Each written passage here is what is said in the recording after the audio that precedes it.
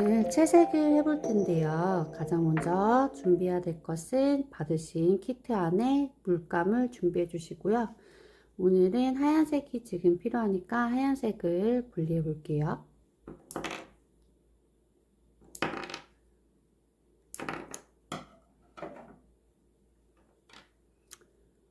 이제 보내드린 하얀색을 물에 희석을 해야 되는데 지금 받으셨을 땐 딱딱하게 굳어 있을 거예요. 원래 수채화처럼 팔레트에 굳혀서 사용을 하기 때문에 물감이 굳어 있는 거는 신경을 안 쓰셔도 돼요. 우선 물을 먼저 부어 볼게요.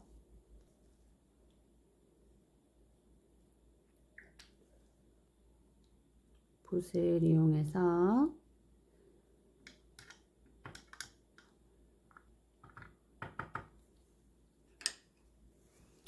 그리고 가장 큰 발인 붓을 준비해 주세요. 이렇게 물감을 물에 풀어 줄게요. 이때 물의 양은 작은 양의 물감을 꾸덕하게 사용하는 게 아니라 좀 묽게 사용을 할 거기 때문에 물의 양은 넉넉하게 해서 넣어주세요. 지금 이 물의 양도 좀 작은 편이라서 물을 조금 더 추가할게요. 거의 가득 넣어주시면 될 것 같아요. 아까 희석된 하얀색 물감을 준비해 주시고 이거를 가지고 밑색을 깔 건데 저번에 완성했던 도안지 옮긴 종이를 준비해 주시고 이 지금 동그란 원 안에 전체적으로 하얀색을 싹 깔아서 밑색을 깔아 줄게요. 이렇게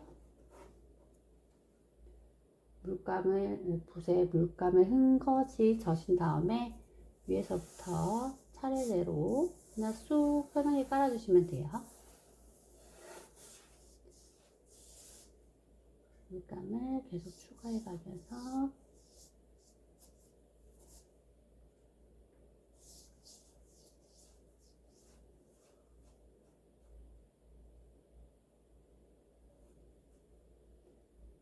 빈 곳이 없도록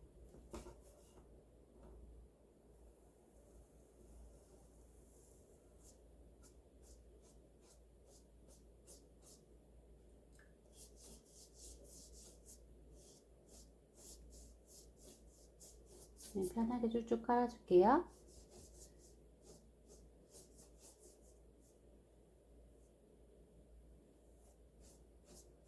물감이 뭉친 곳도 풀어주고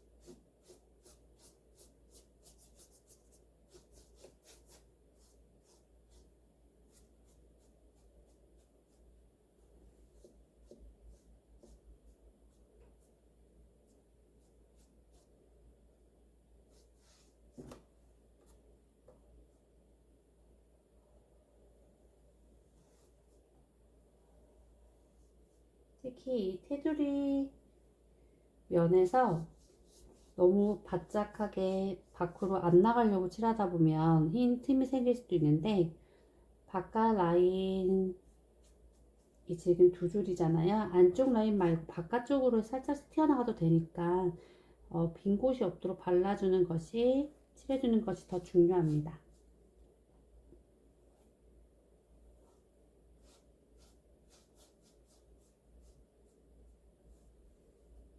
전체적으로 거의 다 바른 상태예요. 근데 지금 발랐을 때랑 말랐을 때랑 색감이 많이 다르기 때문에 한번 1차적으로 건조를 시켜봐야 정확하게 색이 얼마나 입혀졌는지를 알 수 있어서 다 바른 후에 한번 건조를 시켜 볼게요.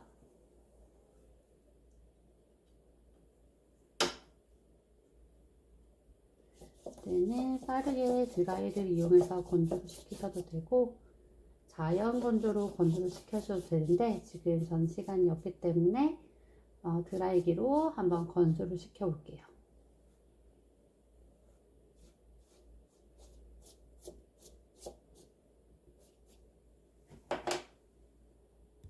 지금 이렇게 한번 1차 하얀색을 밑색을 이렇게 깔아줬는데요. 그리고 지금 완전히 건조를 시킨 상태예요. 근데 조금 약하기 때문에 한 번 더 밑색을 깔아줄게요. 아까와 똑같이 흰색 물감을 흥건하게 젖혀준 다음에 다시 한번 밑색을 깔아줄게요. 아까 처음에 밑색을 깔고 나서 채색을 해서 말렸을 때 만약에 얼룩이 있었더라도 지금 이렇게 두 번 작업을 하게 되면 그게 어느 정도 커버가 돼서 이렇게 걱정하실 필요는 없어요. 이번에는 조금 더 꼼꼼하게 해서 발라줄게요.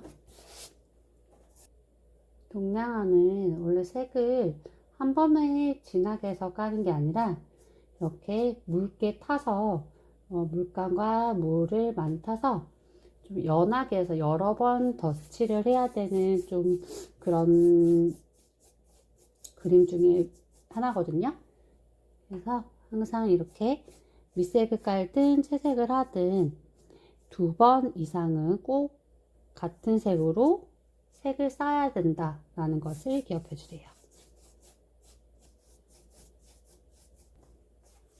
지금 거의 작업이 끝나가고 있어요. 확실히 두 번 칠하니까 하얀색이 확 올라오긴 했거든요.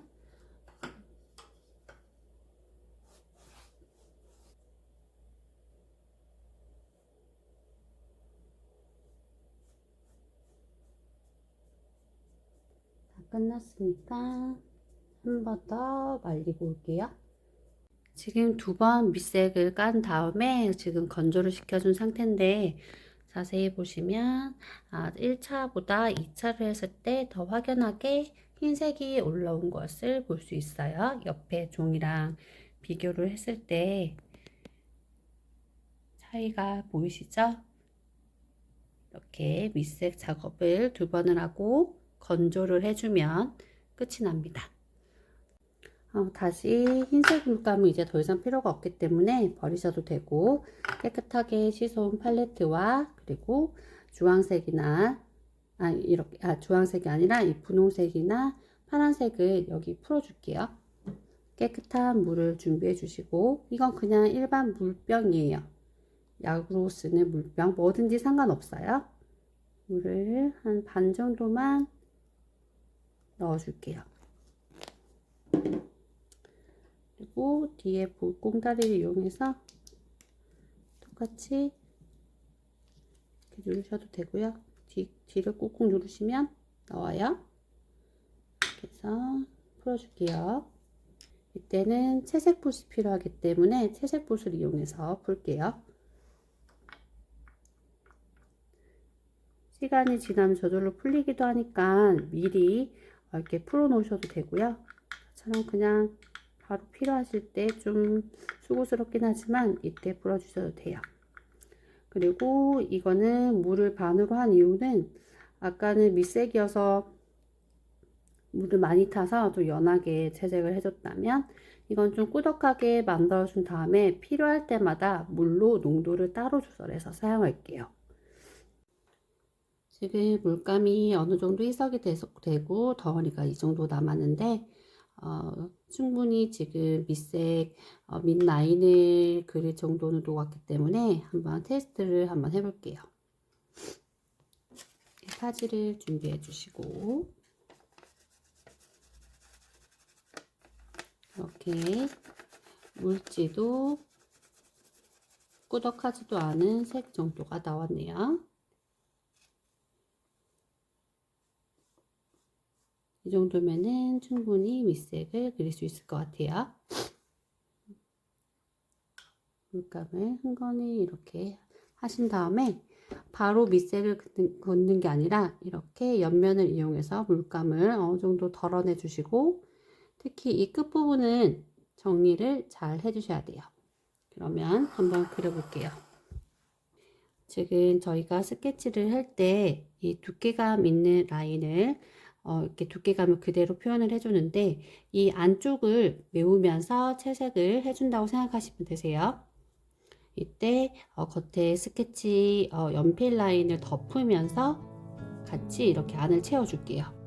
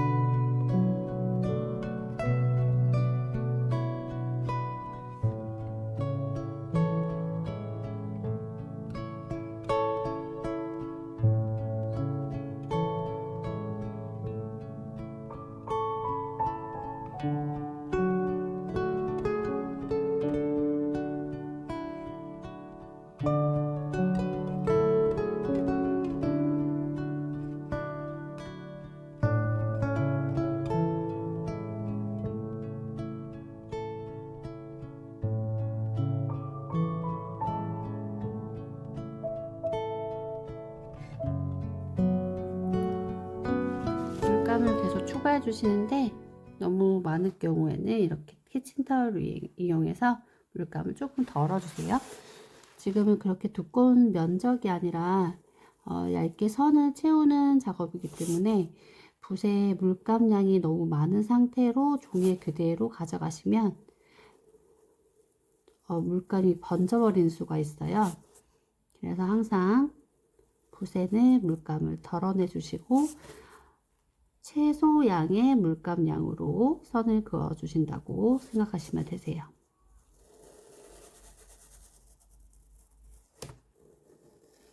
동그란 붓을 그대로 칠해 주시고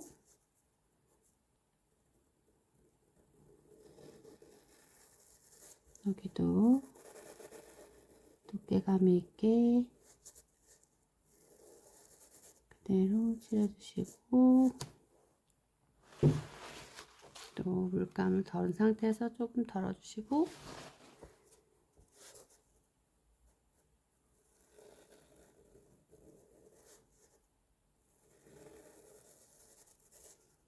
여기도 두께감을 그대로 그려줄게요. 지금 보시면 이 아가미 부분도 할 건데 가운데 비닐 부분 이게 비닐 하나하나 부분은 빼고 지금 겉에 물고기 겉에 라인만 거의 그려주신다고 생각하시면 되세요. 안쪽에는 아직 할 일이 남아있기 때문에 빼고 겉에만 할게요.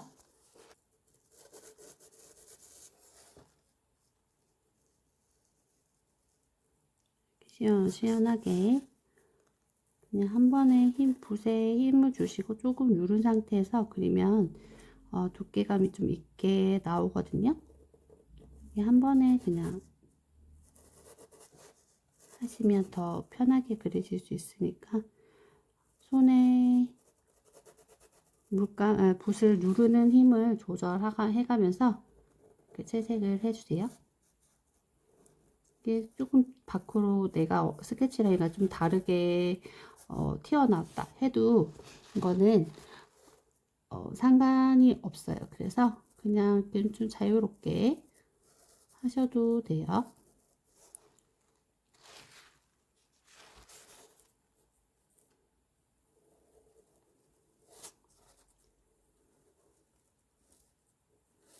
너무 일정하게 그리면 그림이 좀 지루한 감이 있어서 굵었다 얇아졌다를 반복해 가면서 그려줄게요.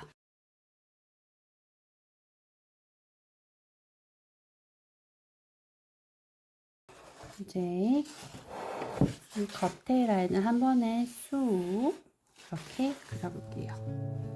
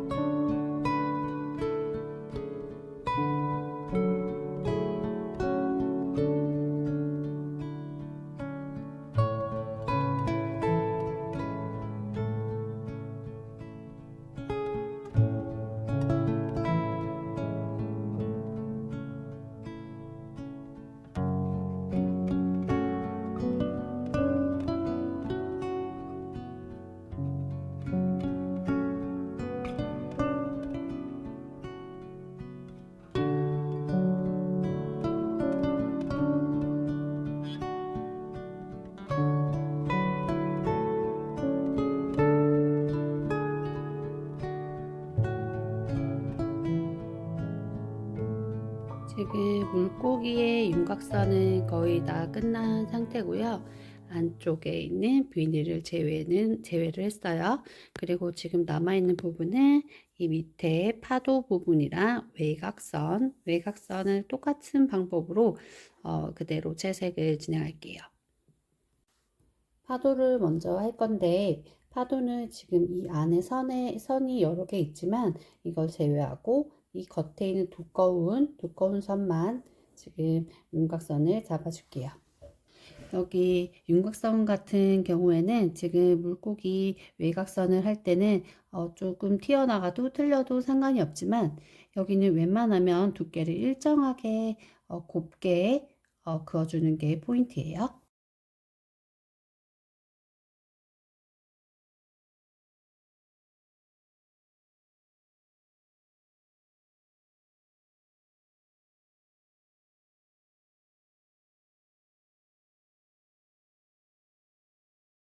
한 번에 긋는다고 생각하지 마시고 조금 나눠서 내가 갈 수 있는 영역만큼만 가서 끊어주고 다시 연결해서 그어주고 이런 방식으로 하시는 게 훨씬 더 편하실 거예요. 물감은 그때그때 보충을 해서 끝은 항상 이렇게 다듬어 주시고, 판넬은 내가 원하는 방향으로 돌려서 그려주시면 훨씬 더 편하게 그릴 수 있어요.